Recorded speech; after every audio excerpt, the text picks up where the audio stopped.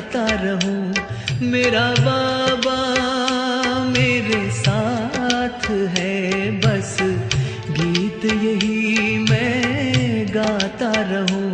मुझको मिला है ऐसा खजाना, कैसे मैं ये किसी से कहूं। मेरा बाबा मेरे साथ है, बस गीत यही मैं गाता रहूं।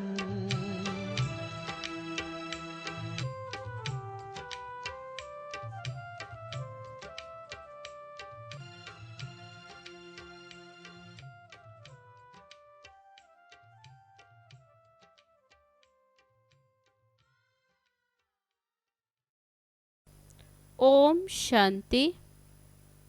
आज 3 अप्रैल 2022, रिवाइज मुरली है 13 मार्च 1990। अव्यक्त बाप दादा के महावाक्य हैं। संगम पर परमात्मा का आत्माओं से विचित्र मिलन। आज अनेक बार मिलने वाले सिकी लदे बच्चे फिर से आकर मिले हैं। बाप भी उसी पहचान से बच्चों को देख रहे हैं और बच्चे भी उसी अनेक बार मिलने वाली स्मृति से मिल रहे हैं। यह आत्मा और परमात्मा बाप का विचित्र मिलन है। सारे कल्प में कोई भी आत्मा इस स्मृति से नहीं मिलती कि अनेक बार मिलने के बाद फिर से मिले हैं। चाहे समय प्रति समय धर्म पिताएं आए हैं और अपने फॉलोअर्स को ऊपर से नीचे लाए, लेकिन धर्म पिताएं भी इस स्मृति से नहीं मिलते हैं कि अनेक कल्प मिले हुए फिर से मिल रहे हैं। इस स्पष्ट स्मृति से सिवाय परम पिता के कोई आत्माओं से मिल नहीं सकते, चाहे इस कल्प में पहली बार ही मिलते हैं। लेकिन मिलते ही पुरानी स्मृति, पुरानी पहचान जो आत्माओं में संस्कार के रूप में रिकॉर्ड भरा हुआ है, वह इमर्ज हो जाता है और दिल से यही स्मृति का आवाज आता है, ये वही मेरा बाप है। बच्चे कहते हैं तुम हो मेरे, और बाप कहते हैं तुम हो मेरे। मेरा संकल्प उत्पन्न हुआ उसी सेकंड उस शक्तिशाली स्मृति से, संकल्प से नया जीवन और नया जहान मिल गया और सदा के लिए मेरा बाबा इस स्मृति स्वरूप में टिक गए। जैसे कि स्मृति स्वरूप बने तो स्मृति के रिटर्न में समर्थी स्वरूप बने। समर्थ स्वरूप बन गए ना, कमजोर स्वरूप तो नहीं होना। और जो जितना स्मृति में रहते उतना समर्थियों का अधिकार स्वतः ही प्राप्त करते हैं। जहाँ स्मृति है वहाँ समर्थी है ही है। थोड़ी भी विस्मृति है तो व्यर्थ है, चाहे व्यर्थ संकल्प हो, चाहे बोल हो, कर्म हो। इसलिए बाप दादा सभी बच्चों को इसी दृष्टि से देखते हैं कि हर एक बच्चा स्मृति स्वरूप सो समर्थ है। आज तक भी अपना सिमरण भक्तों द्वारा सुन रहे हैं। अपने स्मृति में लाया मेरा बाबा, तो भक्त आत्मा भी यही सिमरण करती, मेरा इष्ट देव व देवी। जैसे आपने अति प्यार से दिल से बाप को याद किया, उतना ही भक्त आत्माएं आप इष्ट आत्माओं को दिल से अति प्यार से याद करती हैं। आप ब्राह्मण आत्माओं में भी कोई दिल के स्नेह संबंध से याद करते हैं और दूसरे दिमाग द्वारा नॉलेज के आधार पर संबंध को अनुभव करने का बार बार प्रयत्न करते हैं। जहाँ दिल का स्नेह और संबंध अति प्यारा अर्थात अति समीप है, वहाँ याद भूलना मुश्किल है। जहाँ सिर्फ नॉलेज के आधार पर संबंध है लेकिन दिल का टूट स्नेह नहीं है, वहाँ याद कभी सहज और कभी मुश्किल होती। जैसे शरीर के अंदर नस नस में ब्लड समाया हुआ है, ऐसे आत्मा में निष्पल अर्थात हर पल याद समाई हुई है। इसको कहते हैं दिल के स्नेह संपन्न निरंतर याद। जैसे भक्त आत्माएं बाप के लिए कहती हैं कि जहाँ देखते हैं तू ही तू है, ऐसे बाप के स्नेही समान आत्माओं को जो भी देखे वह यही अनुभव करे कि इन्हों की दृष्टि में, बोल में, कर्म में परमात्मा बाप ही अनुभव होता है। इसको कहते हैं स्नेही सो समान भव। तो स्मृति स्वरूप तो सभी हो, संबंध भी सभी का है, अधिकार भी सभी का है, क्योंकि सभी का फुल अधिकार का संबंध बाप और बच्चे का है। सभी कहते हैं मेरा बाबा, मेरा चाचा, मेरा काका, कोई नहीं कहते। अधिकार का संबंध होने के कारण सर्व प्राप्तियों के वर्षे के अधिकारी हो, चाहे 50 वर्ष वाले हैं, चाहे 6 मास वाले, मेरा कहने से अधिकारी तो बन ही गए। लेकिन अंतर क्या होता है? बाप अधिकार तो सभी को एक जैसा देता है, क्योंकि अखुट वर्षा देने वाला दाता है। 2.5 लाख तो क्या, लेकिन सर्व आत्माएं भी अधिकारी बने, उनसे भी अथाह खजाना बाप के पास है, तो कम क्यों दे? तो दाता सभी को देता एक जैसा, लेकिन लेवता में फर्क है। कोई प्राप्तियों के वर्षे को व खजाने को समय प्रमाण स्वयं प्रति व सेवा प्रति कार्य में लगाकर उसका लाभ अनुभव करते हैं। इसलिए बाप का खजाना अपना खजाना बना देते हैं, अर्थात अपने में समा देते। इसलिए हर एक खजाने को यूज़ करने के अनुभव से खुशी और नशे में रहते, शुद्ध नशा, उल्टा नहीं। और दूसरा खजाना मिला है, इस खुशी में रहते हैं मेरा है, लेकिन सिर्फ मेरा है और उसको कार्य में नहीं लगाते। कोई भी अमूल्य वस्तु को सिर्फ अपने पास स्टॉक में जमा कर लिया, लेकिन सिर्फ जमा करने और यूज़ करने की अनुभूति में अंतर है। जितना कार्य में लगाते उतनी शक्ति और बढ़ती है। वे सदा नहीं करते, कभी कभी करते हैं। इसलिए सदा वालों में और कभी कभी वालों में फिर अंतर पड़ जाता है। कार्य में लगाने की विधि यूज़ नहीं करते तो दाता अंतर नहीं करता, लेकिन लेवता में अंतर हो जाता। आप सभी कौन हो?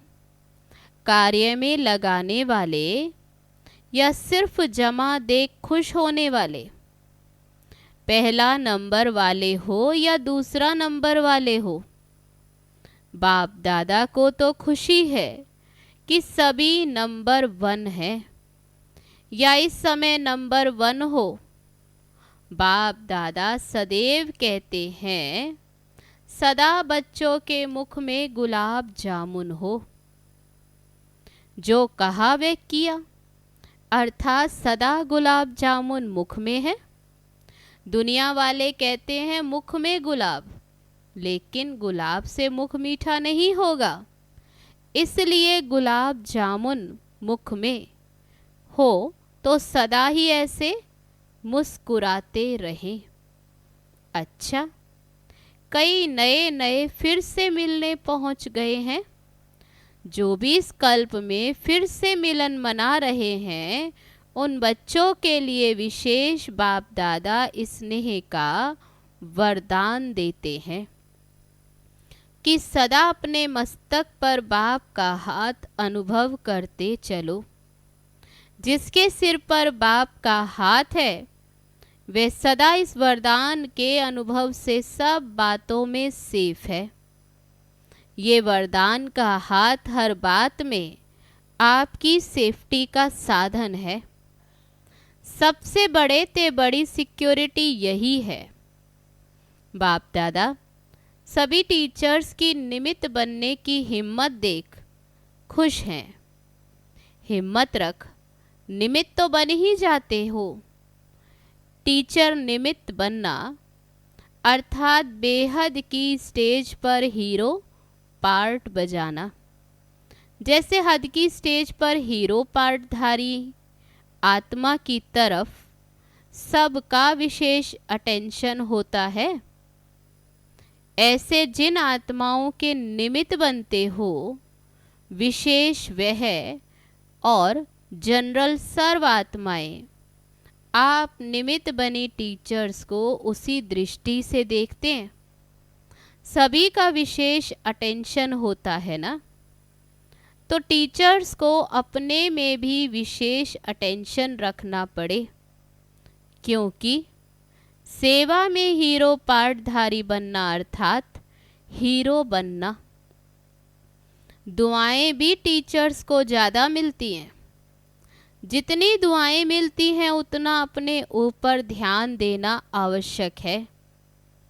यह भी ड्रामानुसार विशेष भाग्य है। तो सदा इस प्राप्त हुए भाग्य को बढ़ाते चलो।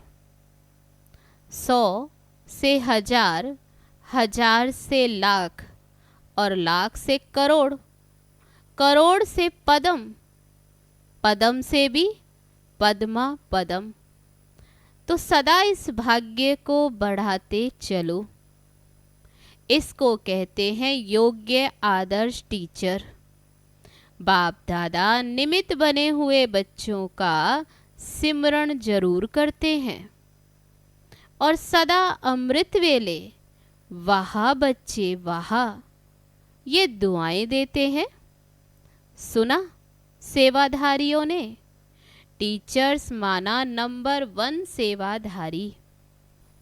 अच्छा, चारों ओर के अनेक कल्प न्यारा और प्यारा मिलन मनाने वाले, सदा प्राप्त हुए वर्षे के खजानों को हर समय प्रमाण कार्य में लगाने वाले, सदा दिल से अति स्नेही और बाप समान बन स्वयं द्वारा बाप का अनुभव कराने वाले, सदा स्मृति स्वरूप सो भक्तों द्वारा समर्थ स्वरूप बनने वाले, सदा अपने प्राप्त भाग्य को बांटने वाले अर्थात बढ़ाने वाले, ऐसे मास्टर दाता समर्थ बच्चों को बाप दादा का याद प्यार और नमस्ते।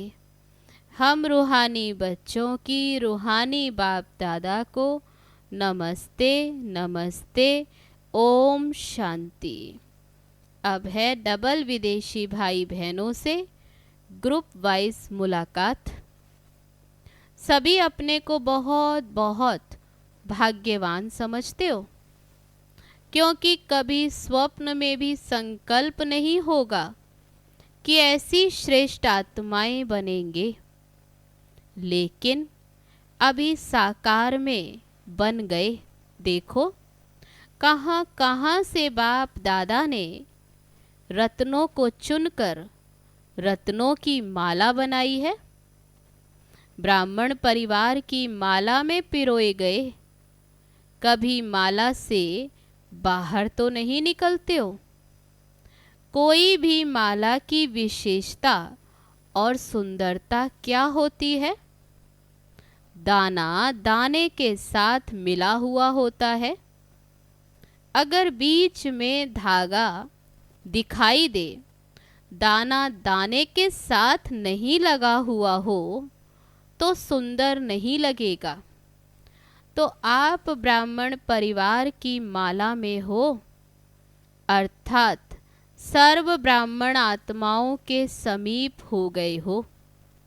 जैसे बाप के समीप हो, वैसे बाप के साथ साथ परिवार के भी समीप हो, क्योंकि ये परिवार भी इस पहचान से, परिवार से अभी मिलता है।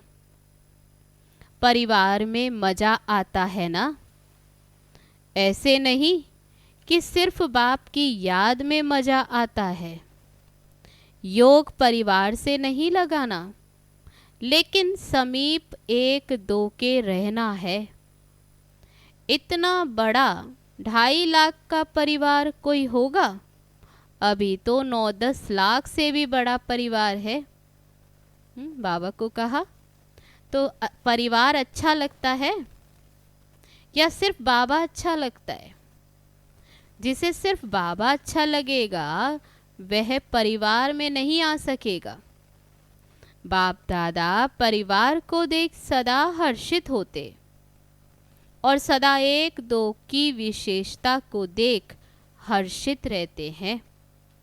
हर ब्राह्मण आत्मा के प्रति यही संकल्प रहता कि वाह ब्राह्मण आत्मा वाह। देखो बाप का बच्चों से इतना प्यार है, तब तो बाप आते हैं ना, नहीं तो ऊपर बैठकर मिल ले। सिर्फ ऊपर से तो बैठकर नहीं मिलते, परम धाम से। आप विदेश से आते हो तो बाप दादा भी विदेश से आते हैं, सबसे दूर से आते हैं, लेकिन आते सेकंड में है। आप सभी भी सेकंड में उड़ती कला का अनुभव करते हो। सेकंड में उड़ सकते हो, इतने डबल लाइट हो कि संकल्प किया और पहुंच गए। परम धाम कहा और परम धाम में पहुंचे, ऐसी प्रैक्टिस है। कहाँ अटक तो नहीं जाते हो? कभी कोई बादल तंग तो नहीं करते हैं? केयरफुल भी और क्लियर भी ऐसे है ना? डबल विदेशी बच्चों को आते ही सेंटर मिल जाते हैं, बहुत जल्दी टीचर बन जाते, इसलिए सेवा की भी दुआएं मिलती हैं। दुआएं मिलने की विशेष लिफ्ट मिलती है। साथ साथ आते ही इतने बिजी हो जाते हो जो और बातों के लिए फुर्सत ही नहीं मिलती। इसलिए बिजी रहने से घबराना नहीं, ये गुड साइन है। कई कहते हैं ना, लौकिक कार्य भी करें और फिर अलौकिक सेवा भी करें और अपनी सेवा भी करें। ये तो बहुत बिजी रहना पड़ता है, लेकिन ये बिजी रहना अर्थात माया जीत बन जाना है। ये ठीक लगता है या लौकिक जॉब करना मुश्किल है? लौकिक जॉब तो करते हैं, उसमें जो कमाई होती वे कहाँ लगाते हो? जैसे समय लगाते वैसे धन भी लगाते हो, तो तन मन धन तीनों ही लग जाते, सफल हो जाता है ना। इसलिए थकना नहीं। सेंटर खोलते हो तो कितनी आत्माओं का संदेश सुनते ही कल्याण होता है। तो मन और धन का कनेक्शन है। जहाँ धन होगा वहाँ मन होगा, जहाँ मन होगा वहाँ धन होगा। बाप दादा डबल विदेशियों को सर्व प्रकार से सफल करने में बिजी देख खुश होते हैं। सभी गोल्डन चांसलर हो। सदा याद रखना कि सफलता मूर्त है और सदा सफलता मेरे गले का हार है। कोई भी कार्य करो तो पहले यही सोचो कि सफलता मेरे गले की माला है। जैसा निश्चय होगा वैसा प्रत्यक्ष फल मिलेगा। अच्छा, ये स्वीट साइलेंस प्रिय लगती है ना? क्योंकि आत्मा का ओरिजिनल स्वरूप ही स्वीट साइलेंस है। तो जिस समय चाहो उस समय इस स्वीट साइलेंस की स्थिति का अनुभव कर सकते हो, क्योंकि आत्मा अभी इन बंधनों से मुक्त हो गई। इसलिए जब चाहे तब अपने ओरिजिनल स्थिति में स्थित हो जाए। तो बंधन मुक्त हो गए या होना है। इस बार मधुबन में 2 शब्द छोड़कर जाना, समथिंग और सम टाइम। ये पसंद है ना? सभी छोड़ेंगे? हिम्मत रखने से मदद मिल जाएगी, क्योंकि ये तो जानते हो 63 जन्म अनेक बंधनों में रहे और एक जन्म स्वतंत्र बनने का है। इसका ही फल फिर अनेक जन्म जीवन मुक्ति प्राप्त करेंगे। तो फाउंडेशन अभी यहाँ डालना है। जब इतना फाउंडेशन पक्का होगा तब तो 21 जन्म चलेगा। जितना अपने में निश्चय करेंगे उतना ही नशा होगा। बाप में भी निश्चय, अपने में भी निश्चय और फिर ड्रामा में भी निश्चय। तीनों निश्चय में पास होना है। अच्छा, एक एक रतन की अपनी विशेषता है। बाप दादा सबकी विशेषता को जानते हैं। अभी आगे चलकर अपनी विशेषता को और कार्यों में लगाओ तो विशेषता बढ़ती जाएगी। दुनिया में खर्च करने से धन कम होता है, लेकिन यहाँ जितना यूज़ करेंगे, खर्च करेंगे उतना बढ़ेगा। सभी अनुभवी हो ना? तो इस वर्ष का यही वरदान याद रखना कि हम विशेष आत्मा हैं और विशेषता को कार्य में लगाकर और आगे बढ़ाएंगे।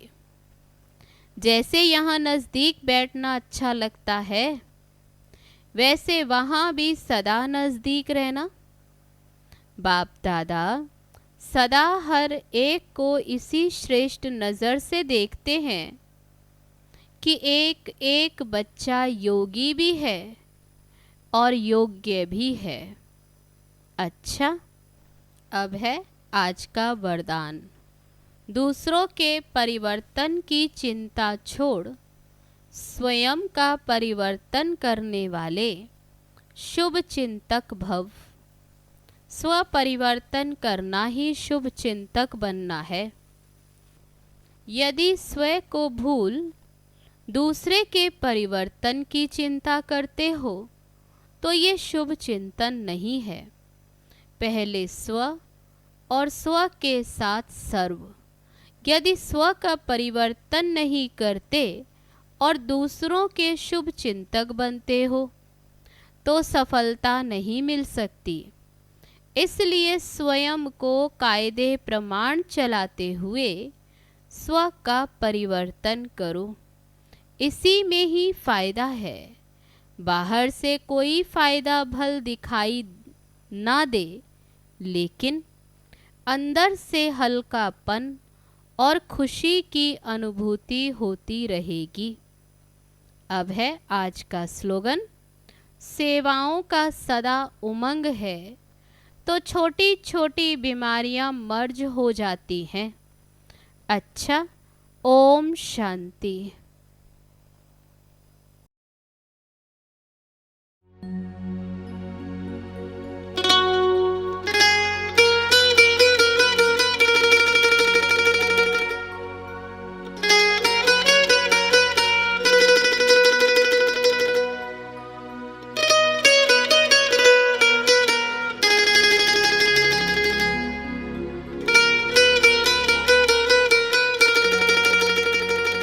मेरा बाबा आया है, मेरा बाबा आया है, शुभ संदेशा लाया है। मेरा बाबा आया है, शुभ संदेशा लाया है। अब संगम की अंतिम बेला घर ले जाने आया है। मेरा बाबा आया है, शुभ संदेशा लाया है। मेरा बाबा आया है, शुभ संदेशा लाया है।